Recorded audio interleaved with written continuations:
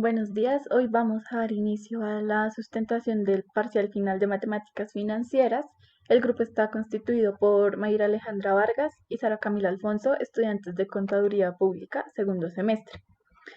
El primer punto nos pide hacer 4 ejercicios prácticos, los cuales están constituidos bajo el siguiente criterio. El flujo de caja esperado para el primer año es de 30.000 pesos y cada año siguiente crecerá un 25%. La desviación estándar del primer año es de 4.000 pesos y cada año crecerá un 20%. La inversión inicial es de 80.000 pesos y el horizonte de planeación es de 5 años con una tasa del 40%.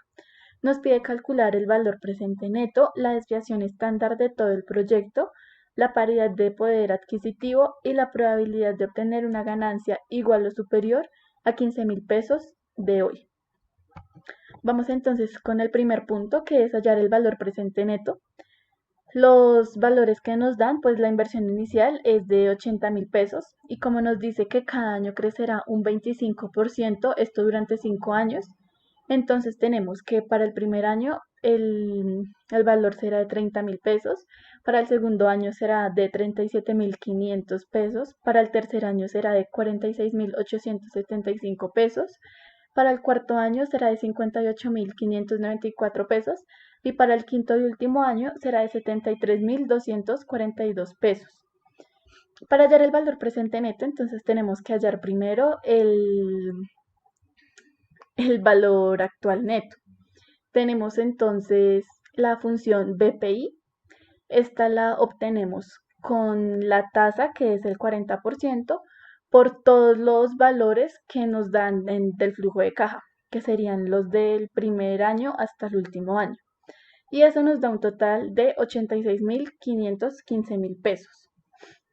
Después, ya con este valor, podemos hallar el valor presente neto. Este lo obtenemos con el valor del BPI más el de la inversión inicial. Y como aquí lo ponemos con valor negativo, el resultado que nos va a dar pues será un valor positivo de 6.515 pesos. Hacemos la función matemática para pues comparar y como efectivamente nos dan los mismos resultados. La función matemática es entonces la de BPN, que es la sumatoria de la inversión inicial por el interés. Todo esto dividido en 1 más la tasa menos el número de periodos. Y pues como podemos observar, reemplazamos valores y nos da también el mismo valor que en la función financiera, que serían 6.515 pesos. El segundo punto nos pide hallar la desviación estándar de todo el proyecto. Aquí nos dicen que esta va a crecer un 20% cada año, entonces para el primer año tenemos que la desviación estándar será de 4.000 pesos, para el segundo será de 4.800 pesos, para el tercer año será de 5.760 pesos, para el cuarto año será de 6.912 pesos y para el quinto y último será de 8.294 pesos. Aquí vamos a usar la función financiera, que es la raíz cuadrada de la sumatoria de la desviación estándar anualmente elevado a la 2 multiplicado por 1 más la tasa de interés, que será del 40%, elevado a la menos 2 por el número de periodos. O sea, va variando el número de periodos. Primero tenemos lo multiplicamos por 1, después por 2, por 3 y así sucesivamente hasta llegar al quinto año. Y esto nos da un total de 4.918 pesos. Bueno, continuamos con el tercer punto. Entonces dice hallar la paridad del poder adquisitivo, que es el PPA. Entonces vamos a utilizar la función matemática z es igual a x menos e, que es el BPN, y el OP, que es el segundo punto, que es la desviación estándar de todo el proyecto. Vamos a sustituir estos valores y en x va a ir el 0. Y vamos a colocar los 6.514, que es el valor presente neto, sobre el segundo punto, que es la desviación estándar de todo el proyecto, que son los 4.918. Eso nos va a dar un resultado de menos 0,32. Debemos hallar en la tabla de Z y debemos guiarnos por el 1,3. Nunca nosotros nos vamos a fijar en un negativo porque eso no existe. Y vamos a ir al número 2. Entonces, eso nos da un resultado de 0,9066. Eso lo vamos a pasar a porcentaje y eso nos da un porcentaje del 91%, que es la probabilidad de rendimiento mayor a 0. Lo que debemos hacer para hallar la probabilidad de rendimiento menores a 0 es restarle 1 menos el 91% y eso nos va a dar el 9,3. Para nosotros hallarlo con función financiera vamos a utilizar la función dis.nor.estándar y eso nos va a dar el 9,3%. Seguimos con el cuarto punto y debemos hallar la probabilidad de obtener una ganancia igual o superior a 15.000. Vamos a usar la misma fórmula del tercer punto, pero en vez de 0 vamos a usar el 15.000 y eso nos va a dar un resultado de 1,73. Vamos a buscarlo en nuestra tabla, eso nos da un valor de 0,9582, lo vamos a pasar a porcentaje y eso nos da el 96%. La probabilidad menor es a 0, igual vamos a restarla por 1 y nos da el 4,3%. Para usar la función financiera vamos a usar la misma de la vez pasada y nos va a dar el 96%. Segundo punto. Títulos valores negociables en la bolsa.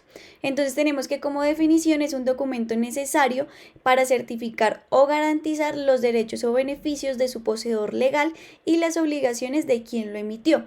Su funcionalidad es como un mecanismo de financiación para aumentar el capital a través de la emisión de pagarés y este se clasifica por derechos a ceder según el procedimiento necesario para su negociación y según su rentabilidad. Bueno, tenemos clasificaciones donde tenemos 3. La primera de ellas son derechos a ceder y estas tienen como una subcategoría. Entonces la primera de ellos es de contenido crediticio, donde el emisor certifica por medio del título que ha contraído una deuda con el poseedor legal y que se compromete a pagarlo bajo ciertas condiciones. Tenemos la segunda que es de participación, donde el emisor certifica por medio del título que el poseedor legal posee una participación en una empresa o en un negocio. Y por último tenemos que los representativos de mercancías, donde el emisor certifica por medio del título que tiene bajo su cuidado ciertos bienes entregados por el beneficiario o el tenedor del título. El segundo de ellos es según el procedimiento necesario para su negociación. Entonces tenemos también subcategorías. La primera es títulos normativos. Este es que ellos establecen en ellos o en la norma que el poseedor legal del título debe estar inscrito en un registro que llevará al emisor de los títulos. Por lo tanto, solo la persona que aparezca en el título y en el registro será considerada como la poseedora legal de este. De segundo tenemos títulos a la orden, que estos pueden ceder por medio de un endoso, que es una figura jurídica, y la entrega física del bien al nuevo dueño. Y por último tenemos los títulos al portador, son aquellos que no expiden en favor de ninguna persona en especial, por lo que el portador será acreditado como el poseedor legal del título. Por último tenemos la rentabilidad, que tenemos 2 subcategorías. La primera de ellas son títulos de renta fija. Entonces estos son los retornos a los que tiene derecho el tenedor legal del título y están representados por una tasa de interés constante durante la vida del título. Algunos ejemplos son como los CDTs o los bonos de la tasa fija.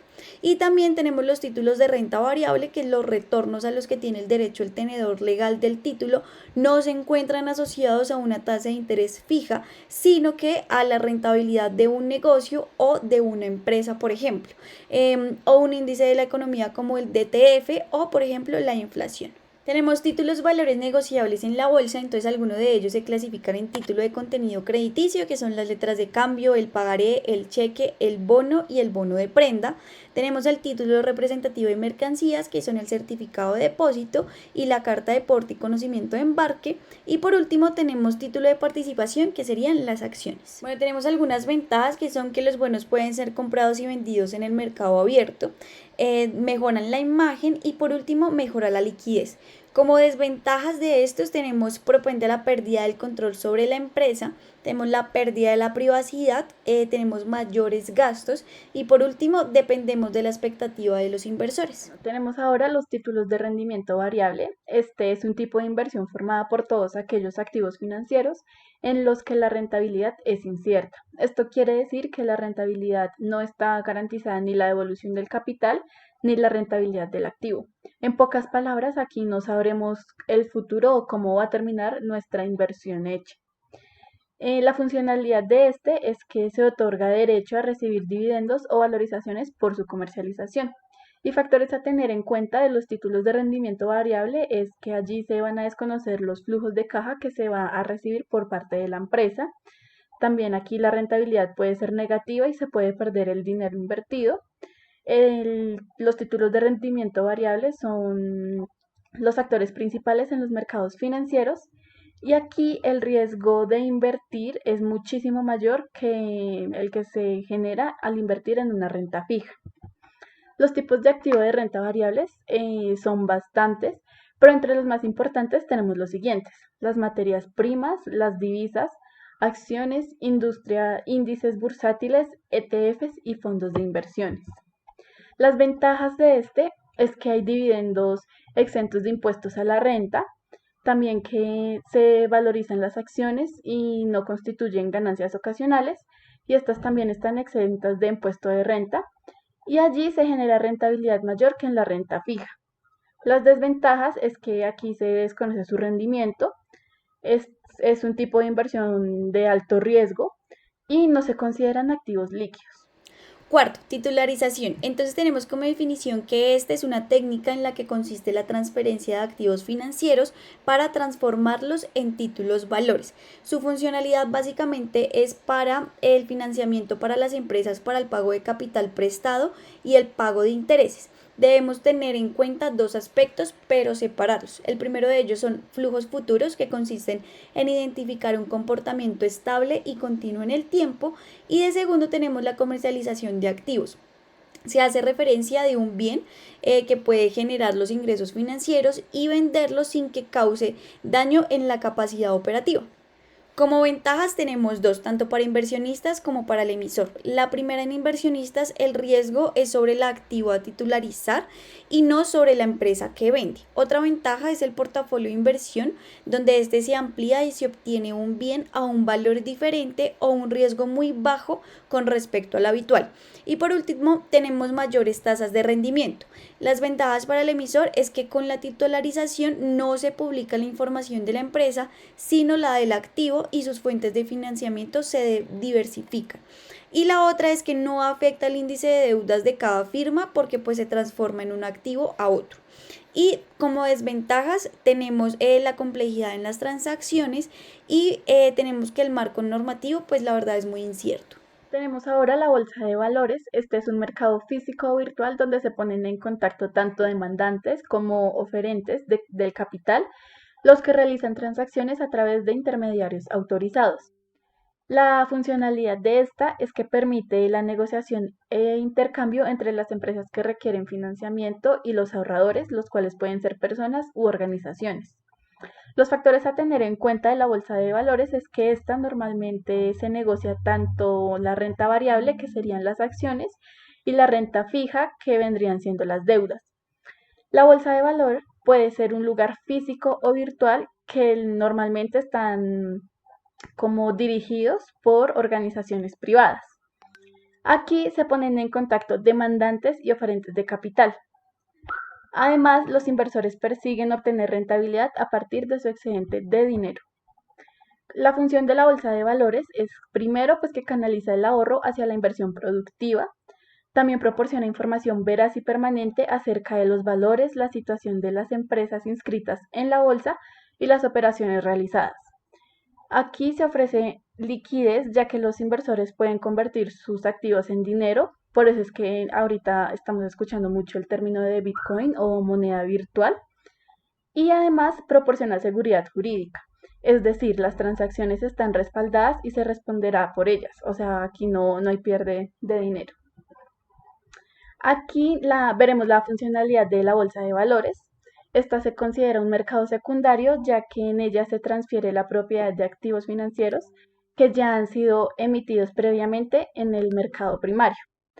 Las transacciones se realizan a través de intermediarios financieros autorizados, conocidos como corredores o agentes de bolsas. Actualmente existen las bolsas de valores virtuales en las que es sencillo contactarse con un corredor y comprar acciones en línea. Además, las empresas que deseen participar en la bolsa de valores deben hacer públicos sus estados financieros. Ahora veremos las ventajas y desventajas de participar o invertir en la bolsa de valores. La primera es que ofrece mayores opciones para rentabilizar sus ahorros, también ofrece mayor acceso a información, permite comprar y vender un activo las veces que sea necesario o que se desee, y se puede acceder a un mercado regulado que ofrece mayor seguridad. También ofrece mayor acceso al financiamiento, mejora la imagen de cara al público, permite estimar el valor de la empresa en un momento dado e incentivar a sus administradores a que aumenten este valor. Y allí los accionistas pueden obtener liquidez en caso que opten por vender sus acciones. Algunas de las desventajas es que se puede generar rendimientos positivos, lo que quiere decir que también se pueden generar pierdes de dinero. Además, contamos con acciones valoradas no con precisión. Estas quieren decir que pues está muy sobrevalorada o está infravalorada. Sexto, derivados financieros. Entonces su definición es que es un activo financiero cuyo valor se deriva de los cambios en otro activo, lo que quiere decir que es un activo subyacente, así se denomina. ¿Cuál es su funcionalidad? Funciona como un instrumento financiero de cobertura de inversores y para especular sobre el valor del activo subyacente. Debemos tener ciertos factores en cuenta, como que el derivado financiero tiene su origen en el activo subyacente, es decir, el activo que lo genera. Y el activo subyacente puede ser financiero, como por ejemplo una acción o un bono, o como no financiero, que puede ser el futuro financiero sobre el oro o el petróleo. Bueno, tenemos las características de un derivado financiero. Entonces este no requiere de una gran inversión inicial y se liquida generalmente en una fecha futura, es decir, a plazos.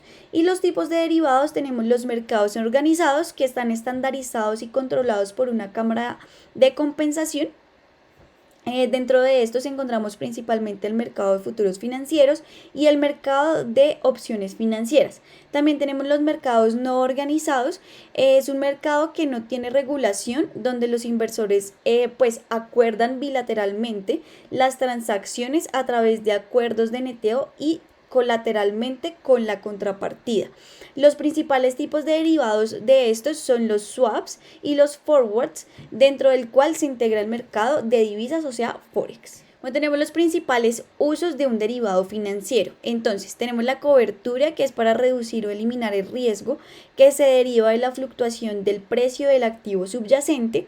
Tenemos la especulación, que se pretende obtener beneficio por las diferencias previstas en las cotizaciones. Entonces, esto minimiza la aportación de fondos a inversión. Y el arbitraje, que se basa en la ejecución de una estrategia cruzada de intercambios en la que se produce un beneficio neto positivo. Las ventajas: la primera de ellas es que permite la diversificación en las inversiones, y en segundo está en un alcance de pequeños y medianos inversores, lo que quiere decir que es un poco más accesible. En desventajas tenemos que es un alto riesgo de aplacamiento. En segundo, pues que requieren un mayor conocimiento para su manejo en operaciones financieras, y de tercero, que va dirigido pues a inversores a corto plazo. Vamos ahora con la creación de vehículo de titularización. Por definición de esta tenemos que es una figura jurídica la cual permite la separación del patrimonio del activo titularizable del patrimonio de la entidad cedente. La funcionalidad de esta es para evitar futuras reclamaciones sobre este activo titularizable, para que éste no afecte el patrimonio de la empresa cedente y viceversa. Algunas ventajas de este es que delimita y define el riesgo. Además, se puede lograr una mejor clasificación del activo. Esta permite alargar los plazos de financiación y también permite encontrar el retorno máximo del capital. Algunas de las desventajas es que se necesitan flujos seguros y predecibles. También exige periodos mínimos de explotación, y esta puede resultar un poco más costoso que utilizar métodos de financiamiento corporativo.